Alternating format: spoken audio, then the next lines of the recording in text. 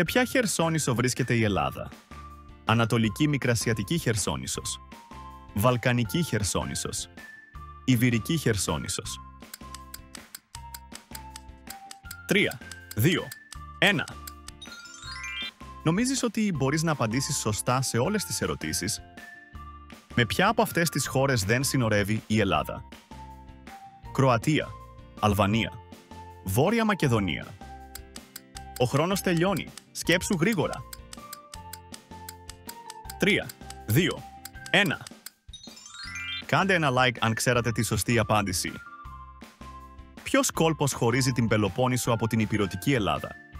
Κόλπος Θεσσαλονίκης, κόλπος της Πάτρας, Κορινθιακός κόλπος. Αν σπούδαζες γεωγραφία στο σχολείο, θα το ήξερες αυτό. 3, 2, 1. Εμπιστευτείτε τη διαίσθησή σας. Ποιο είναι το ύψος του ψηλότερου βουνού της Ελλάδας, του Ολύμπου?